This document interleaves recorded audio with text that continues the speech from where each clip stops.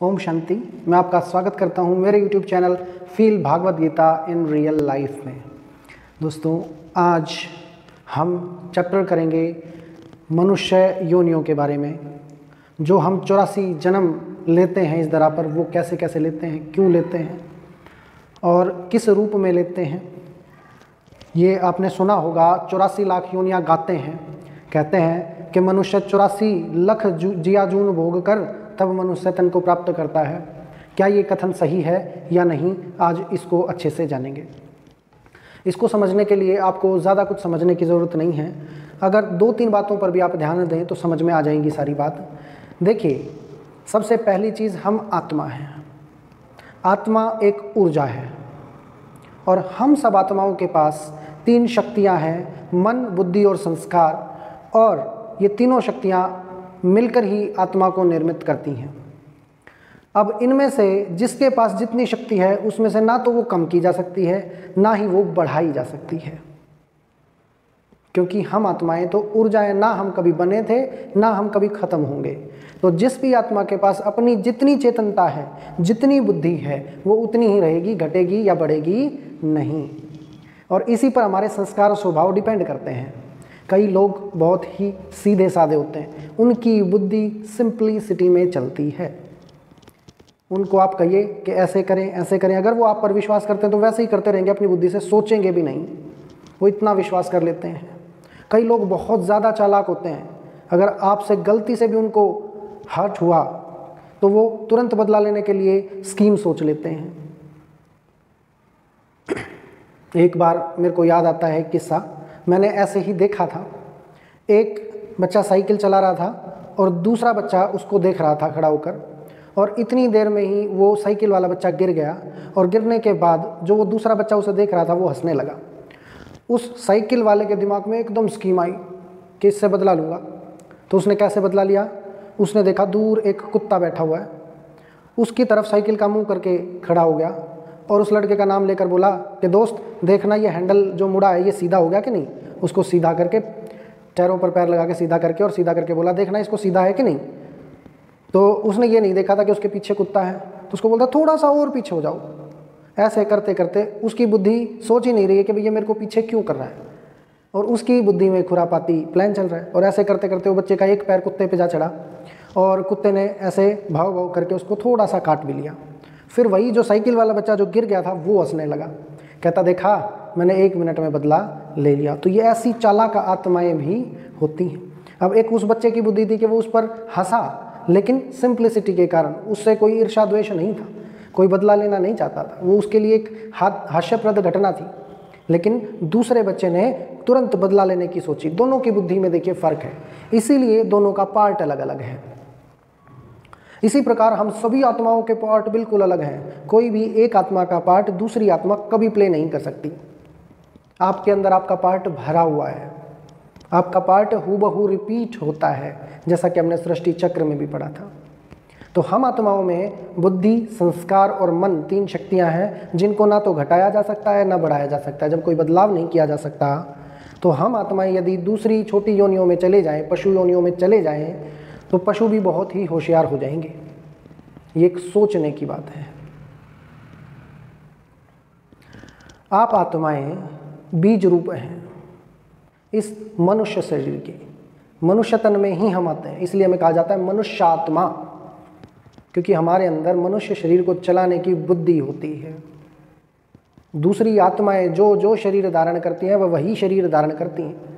कुत्ता कुत्ता ही रहता है, गधा गधा ही रहता है, हाथी हाथी ही रहता है, क्योंकि उनकी बुद्धियाँ उसी अनुसार कार्य करती हैं। हाँ, स्त्री पुरुष में और पुरुष स्त्री में कन्वर्ट ज़रूर हो सकते हैं, क्योंकि ये दोनों ही मनुष्य हैं। लेकिन ऐसा नहीं हो सकता कि मनुष्य कुत्ता बन जाए, गधा बन जाए, घोड़ा बन जाए, आदि आदि। आप छोटे से उदाहरण से समझिए। आम की गुठली से कभी आपने मिर्च का पौधा उगता हुआ देखा है, या केले का पेड़ उग जाए? नहीं, पॉसिबल नहीं। आम की गुठली से, आम के बीज से आम ही पैदा होगा। इसी प्रकार मनुष्य का पिता मनुष्य होता है, गधे का पिता गधा है, हाथी का पिता हाथी है, बंदर का पिता बंदर है, आदि आदि। हम जब इसी शरीर में सजाएं भोग सकते हैं तो हमें भोग योनियों में जाने की ज़रूरत नहीं है, क्योंकि हम इसी शरीर में सजाएं भोग लेते हैं। कोई आत्मा आपने देखी होगी लूली है, कोई लंगड़ा है, कोई कैसा है शरीर से, वो सभी अपने अपने कर्मों का हिसाब किताब चुकतू कर रहे हैं, इसीलिए उन्होंने इस तरह का जन्म लिया, या एक्सीडेंट होने के बाद वो ऐसे हो जाते हैं। मित्रों, आप अच्छे से समझ चुके होंगे कि कर्मों की खेती के अनुसार हम सजाएं तो यहाँ भोग सकते हैं, और जब हम इस मनुष्य तन में ही सजा पा सकते हैं तो हमें भोग योनियों में जाने की ज़रूरत नहीं है। आपके टीचर आपको एक ही गलती के लिए बार बार सजा देते हैं क्या? नहीं। तो वो दया का सागर, वो ज्ञान का सागर, वो प्रेम का सागर कैसे देगा? आप उनकी महिमा जानते हैं, आप सोच के देखिए कि वो कैसे देगा, वो नहीं दे सकता है। चलिए, ये चित्र आपको अच्छे से समझ में आ गया होगा, आपको अपने 84 जन्मों के बारे में पता चला होगा। हमारे केवल 84 जन्म होते हैं। ये लख 84 जिया जून भोग कर मनुष्य तन पाया, जो ये लाइन कहते हैं, इस लाइन में लख जो शब्द है वो है जानना, इसका अर्थ है जानना। लख माना लखाना, हरियाणा और पंजाब के लोग बोलते भी हैं उधर लखा उधर देख, मतलब जान उस चीज़ को। तो ये हमारे 84 जन्मों को जानने के लिए बताया गया था, बोला गया था, लेकिन हमने उस लख को गलती से लाख समझ लिया और हम भटक गए। आप आज ही इंटरनेट पर, गूगल पर जाकर चेक करें, लिखें how many species in the world. ऐसा लिखने पर आपको 19 लाख कुछ स्पीसीज आएंगी। हवा, पानी, धरती, हर प्रकार के कीड़े मकोड़े, वायरस सब आ जाएंगे। ये केवल 19 लाख हैं। इतनी ही चलो और मान लेते हैं जो हमें नहीं पता होंगी। जब भी 84 लाख ये मिलाकर भी नहीं हो रही हैं, इसका मतलब 84 लाख योनियां भी नहीं हैं, है ही नहीं योनियां, इतने प्रकार के शरीर ही नहीं है धरती पर। ये हमारे केवल 84 जन्मों की बात थी। चलिए आगे बढ़ते हैं नेक्स्ट चित्र की तरफ, और इसमें दिखाया गया है हम इस कलयुग की दुनिया में से निकलकर सतयुग की दुनिया में जाएंगे, लेकिन उससे पहले हमें ये यज्ञ, संगम युग पर जो ये यज्ञ स्वयं परमपिता परमात्मा शिव ने रचा है, राजस्व अश्वमेध यज्ञ, गीता ज्ञान यज्ञ, इसमें अपने विकारों की आहुति डालनी है। इस संगम युग पर हमें सच्चे ब्राह्मण बनना है। अगर हम सच्चे ब्राह्मण बनेंगे, अपने आप को साफ करेंगे, सच्चे दिल पर साहिब राजी होंगे, तो मन साफ, इसीलिए कहते हैं मन चंगा तो कठौती में गंगा। संत रविदास ने बहुत प्यारा शब्द ये कहा था। तो आपके पास गंगा खुद चल कर आएगी, ज्ञान खुद चल कर आएगा, भगवान आपको प्रेम करने के लिए इस दुनिया में से खुद ढूंढेंगे।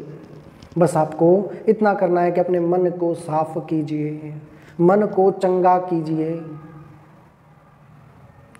अगर आप इस यज्ञ में अपने 5 विकारों की आहुति डाल देते हैं तो फिर दिखाया है कि हमारे को स्वर्ग में एंट्री मिल जाती है। ये है संगम युग, गुप्त युग, जिसका शिव महापुराण में भी वर्णन है। उम्मीद करता हूँ आज का चैप्टर आप सभी को बहुत अच्छे से समझ में आया होगा। अगर वीडियो अच्छी लगी हो तो शेयर कीजिए, लाइक कीजिए और चैनल को सब्सक्राइब कीजिए। ओम शांति।